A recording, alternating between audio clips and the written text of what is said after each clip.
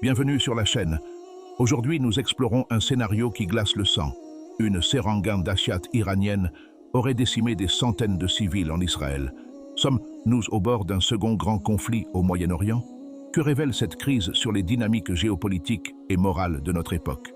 Installez-vous et plongeons ensemble dans cette question, sans précipiter de conclusion, afin de mieux comprendre les enjeux profonds. 1969 marque un tournant décisif. L'ombre d'un monarque pro-occidental s'efface, balayée par la ferveur révolutionnaire qui porte l'ayatollah Khomeini au pouvoir. Cette insurrection populaire ne se limite pas à l'éviction du Shah. Elle scelle une rupture idéologique avec l'Occident, perçu comme corrompu et dominateur, et engage l'Iran sur la voie d'une théocratie anti-impérialiste. Dans le sillage de la révolution, la nouvelle République islamique forge le concept de axe de la résistance. Ce noyau idéologique se veut un contrepoids à l'hégémonie américaine. Il articule un soutien militaire, financier et logistique à des organisations non étatiques partageant la volonté de contenir Israël et les alliés occidentaux. Dès les années 1980, l'Iran investit dans la formation militaire du Hezbollah au Liban et apporte un appui crucial aux factions palestiniennes, dont le Hamas. Ces alliances transforment la carte du conflit, multipliant les théâtres d'opération et complexifiant les affrontements. Au sortir de la Seconde Guerre mondiale, Téhéran entretenait des relations diplomatiques formelles avec Tel Aviv, avant que la révolution ne éteigne toute coopération. Les accords de Camp David en 1978, qui consacrent la paix entre l'Égypte et Israël, sont aussitôt dénoncés par la théocratie naissante comme une trahison du monde arabe. Le nucléaire iranien vient ensuite envenimer les tensions. La révélation, en 2002, d'installations clandestines à Natanz et à Qom déclenche une spirale de sanctions et de menaces. Dans l'ombre, la guerre cybernétique prend le relais. Stuxnet, en 2010, ralentit le programme nucléaire iranien et des frappes ciblées, tantôt revendiquées, souvent attribuées officieusement à Israël, visent des scientifiques et des infrastructures vitales. À Moscou et Pékin, on observe un double jeu. Ces grandes puissances nourrissent leurs propres ambitions régionales, tout en tenant compte de la présence américaine. La Russie, par exemple, fournit à l'Iran des systèmes de défense anti-aérienne, tandis que la Chine consolide sa soif d'hydrocarbures en nouant des accords pétroliers avantageux. Ces coopérations altèrent le rapport de force, rendant tout affrontement direct plus risqué. Parallèlement, les fluctuations du marché pétrolier, dictées par l'OPEP, dont l'Iran est un membre influent, influencent la stabilité économique de la région et galvanisent des alliances stratégiques inattendues. L'alerte sonne dans la salle de crise. Des images satellites captées à l'aube montrent une colonne d'éclairs sur le désert iranien, point de départ supposé d'une salve de missiles balistiques. Simultanément, des interceptions radio dévoilent des ordres brefs, tranchants. Libérer la flotte de drones. En coulisses, des analystes scrutent les flux de données SIGINT et IMINT, corrélant les détections radar et les transmissions cryptées, pour reconstituer le début de l'escalade. L'ambiguïté stratégique est intentionnelle. En cultivant l'incertitude, chaque camp préserve sa capacité de dissuasion. Le spectateur, pris dans cette toile de fumée, réalise que la vérité se cache souvent derrière un voile d'invisibilité technologique et politique. Dans les ruines fumantes de Sderot et des petites villes proches de la frontière, c'est d'abord le silence qui frappe. Toits éventrés, carcasses de véhicules, jouets abandonnés dans la poussière. Les secours dénombrent des centaines de morts, mais chaque chiffre cache un visage, un prénom, un nom. Yael, 8 ans, dont la poupée de chiffon ne quittera plus ses mains. David Ebou et Myriam, parents d'un nouveau-né arraché à la sécurité de son berceau. Les blessés, souvent amputés ou brûlés, passent des heures dans des tentes médicalisées avant d'être évacués vers Tel Aviv. Pour certains, la cicatrice psychologique se révèle plus lourde que la blessure physique. Le cri des sirènes résonne encore la nuit dans leurs rêves. À l'intérieur des services de traumatologie de l'hôpital Souraski de Tel Aviv, les infirmières parlent d'une vague sans précédent. On manquait de tout, confie Lior, aide-soignant, les yeux rougis de fatigue. Des pansements, du sang, des larmes. Plus loin, une mère silencieuse tient la main de son fils de 12 ans, blessé au visage. Son regard fixe le vide, comme si la réalité avait quitté la pièce. À Jérusalem, les psychologues ont improvisé des groupes de parole pour aider les victimes à mettre des mots sur leur traumatisme. Je veux juste rentrer chez moi, répètent plusieurs d'entre eux, incapables de détacher leur esprit des explosions. Au-delà des hôpitaux, une ferveur de solidarité éclot dans les rues d'Israël. Veillées improvisées, prières collectives dans les synagogues, concerts de chants hébreux réunissant juifs, musulmans et chrétiens autour d'un même espoir de paix. Des réseaux de bénévoles s'organisent pour héberger les déplacés, préparer des repas et écouter les rescapés. En Iran, l'opinion oscille. La fierté nationale d'avoir riposté à l'ennemi sioniste coexiste avec la crainte d'une guerre généralisée. Sur les bazars de Téhéran, certains commerçants redoutent déjà l'impact de nouvelles sanctions, tandis que les jeunes, connectés aux mêmes réseaux sociaux, s'interrogent sur le prix humain de cette victoire. Dans l'arène médiatique mondiale, deux récits s'affrontent. Pour les uns, il s'agit d'une attaque héroïque contre l'oppression. Pour les autres, d'un acte terroriste visant délibérément des civils. À Paris, des manifestants affichent dans des pancartes « Stop à la guerre », tandis qu'à Beyrouth, des bannières « Victoire à la résistance » flottent sur la place centrale.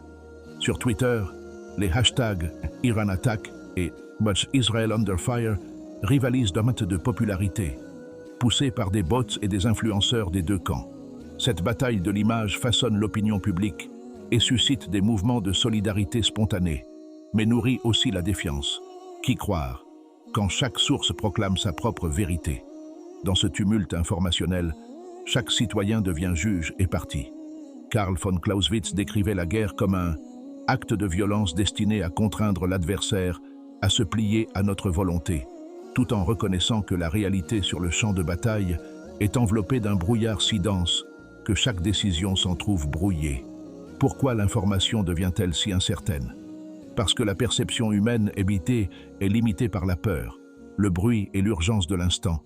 Un ordre peut être mal compris, un témoignage déformé par le stress, une image satellite mal interprétée. Dans ce labyrinthe, comment conserver un regard critique lorsque l'émotion pousse à choisir un camp, à valider la première rumeur venue? C'est ici que naît la responsabilité de l'analyste. Interroger chaque source, confronter chaque version, et résister à l'attrait de la narration simpliste. Hannah Arendt, dans son étude sur la banalité du mal, nous rappelle que les atrocités ne naissent pas toujours de monstres, mais souvent d'individus ordinaires obéissant à un système. Face à des ordres venus de haut gradé, qu'ils soient états-uniens ou iraniens, chaque soldat et chaque responsable politique porte une part de responsabilité morale. La question se pose alors, jusqu'où peut-on invoquer l'obéissance pour justifier un acte? Dans le tumulte actuel, la frontière entre combattants et civils s'estompe. Un chauffeur de camion peut devenir logisticien de drone, un jeune technicien de laboratoire nucléaire, un acteur indirect d'une chaîne de violence. Cette porosité interroge notre conception de la guerre. Si le lien social se déchire, ne portons-nous pas tous, à des degrés divers, la responsabilité des choix collectifs? Le cœur du débat éclate autour d'une double question. Répliquer immédiatement ou faire preuve de retenue? Une riposte instantanée satisfait l'aspiration à la protection et à la justice, mais risque d'enclencher une spirale incontrôlée. À l'inverse, l'apaisement peut apparaître comme une faiblesse, encourageant l'agresseur à poursuivre ses attaques. Comment trouver le point d'équilibre? La notion de riposte proportionnée cherche à répondre en calibrant la réponse à la gravité de l'offense, tout en tenant compte de l'origine parfois incertaine de la provocation. Peut-on réellement juger la légitimité d'une frappe quand le lieu de lancement ou l'autorité décisionnelle reste floue? En ces heures troubles, l'éthique nous invite moins à choisir un camp qu'à questionner la validité de chaque acte, à mesurer le poids de chaque décision et à rappeler que, derrière les stratégies d'État, ce sont toujours des individus qui agissent et qui, parfois, portent les stigmates de leurs propres choix. Imaginez un embrasement qui transcende le théâtre israélo-iranien pour devenir un gigantesque échiquier mondial. Les États-Unis, en vertu de leur pacte de défense, pourraient déployer des porte-avions en Méditerranée orientale et des bombardiers stratégiques depuis le Golfe Persique.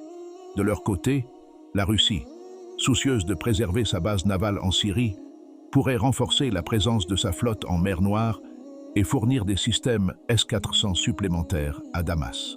La Turquie, pivot régional, hésiterait entre un alignement avec l'OTAN et la sauvegarde de son marché énergétique avec Téhéran.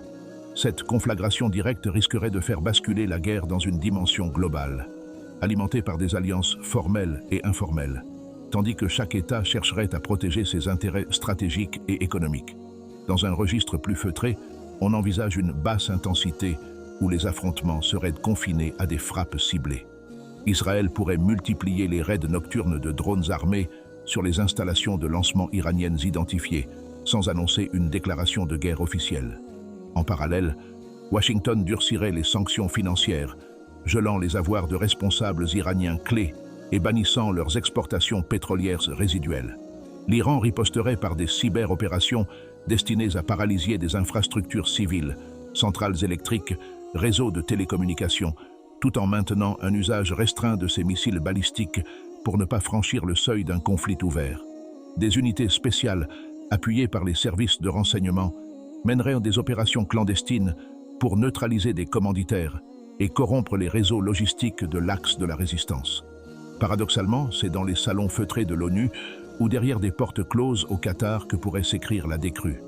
Ankara, grâce à ses relations bilatérales, servirait d'intermédiaire discret, facilitant la libération de prisonniers et l'échange de prisonniers.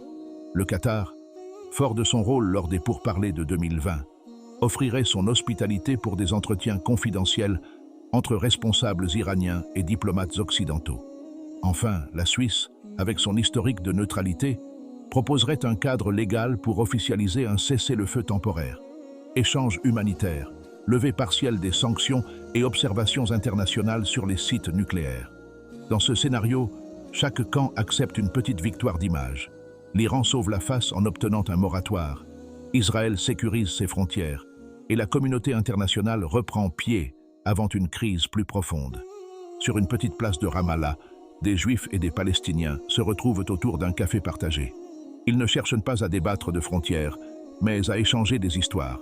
Un grand-père israélien raconte la mémoire d'un village disparu.